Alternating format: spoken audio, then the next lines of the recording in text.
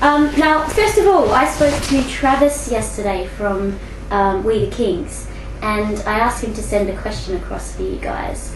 And he talked a lot about red pants, and then he wants to know, William, who looks best in the red pants, you or him? Well, I bought red pants actually right before this tour, and he sort of blew up my spot, as they say, and wore them first, so I really can't break them out. I mean, I really can't wear them anymore. Not for a while now. Well, not for a while, yeah, because we're touring in the States together too. But maybe when we go home for like. But since he's got the big, voluminous red hair, I have to say the red pants do suit him.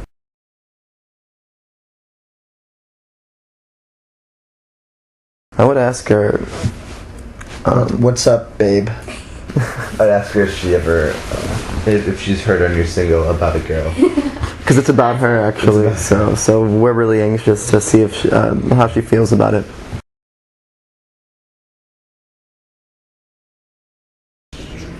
I would say, I can't think of his name now. Siski, what? Give me the name.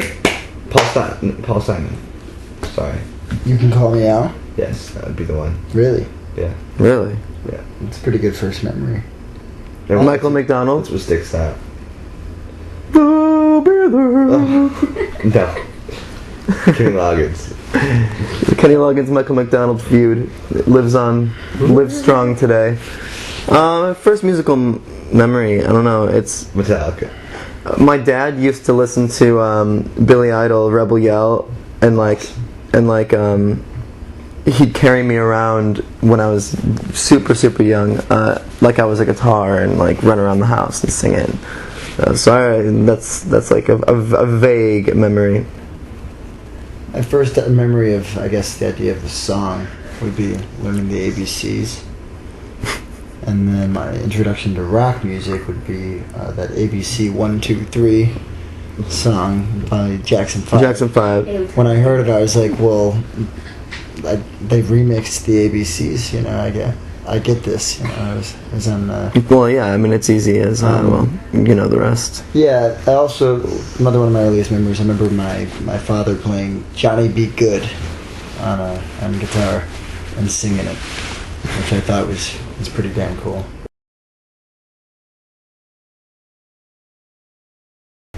Well, I'm from a town called Fox River Grove, which is, it's a whole lot of nothing. There's some foxes. It is like it sounds, yeah. There's some foxes, there's a river, and I guess there's a grove. I mean, I haven't seen it, but I'm sure it's there. It's because your house is on it. Yeah.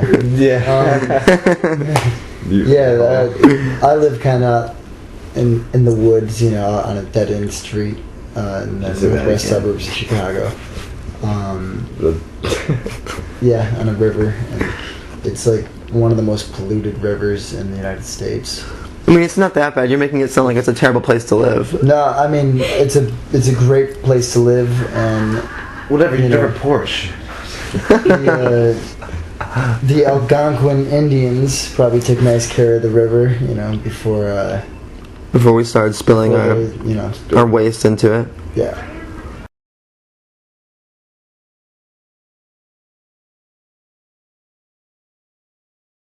No. I'm pretty truthful. If only I could catch them, you know, that would be the... There's probably none in there, it's if I could catch them, then I'd lie. You know, I'd lie about it, but I can't even get there. So you have to at least catch a fish before you lie about it? Yeah. Why don't you just say that you caught a fish and no one would know? Because Jack's with me whenever I go fishing. He's got the camera. Yeah, that's true. We go fishing. Anytime we're home, I'll come over by his place and we'll go out fishing. And, whose boat and like whose poles? Who's providing all this? I have a pole. He has a pole. We have a little rowboat. Where? Where do you keep it? Jack lives on a lake. I live on a river. Yeah, it's... Sounds so romantic. You take the river to the lake? Does the river, connect with the lake? I'm saying that I live on a river. I can fish there, but the fish in there are pretty nasty, so I try to avoid them. the Jack lives on a much cleaner lake. Yeah, they don't have very good Catch manners. them, put them in a bag, and take them to the other lake and let them. They probably die immediately. Or probably like They wipe spread out the yeah, entire they area. just spread disease. Of happiness. Yeah, I almost caught this monster bass when we were home, and unfortunately it got away.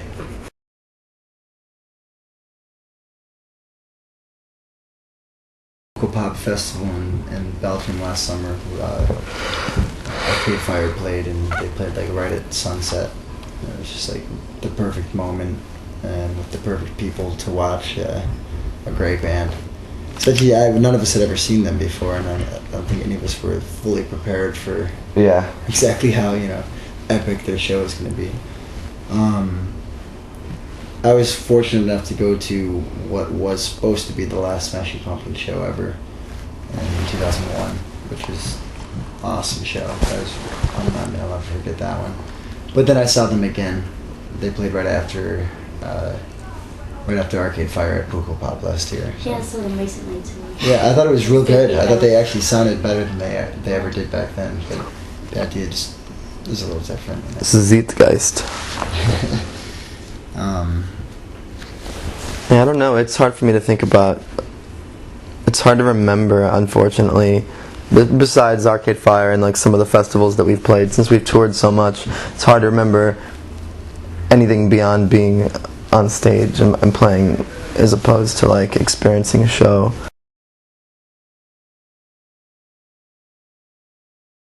Sorry. But that would be Katy Perry. You know what I mean, right? I'm gonna go with Katy Perry. Oh no, please. No. Let's do. Do you have any Cocteau Twins? I can find whatever you ask for. Okay. I'll try my best anyway. I can't think of the name of the song. Gosh, what do you got? I'm gonna say the Clash, Guns of Brixton, Pleasure. because that song just reminds me of. Granted, Camden is not Brixton by any means, but I have been to Brixton before. But that song for some reason reminds me of walking through Camden with the butcher, causing trouble. I would say it's just with, Evil Woman, Yellow. Nice. Electric Light Orchestra. Yeah, sorry. ELO, man. Up with that in my head. I would say Stereophonics Dakota, which is a really good song. I like that song a lot, and it takes me to a nice place.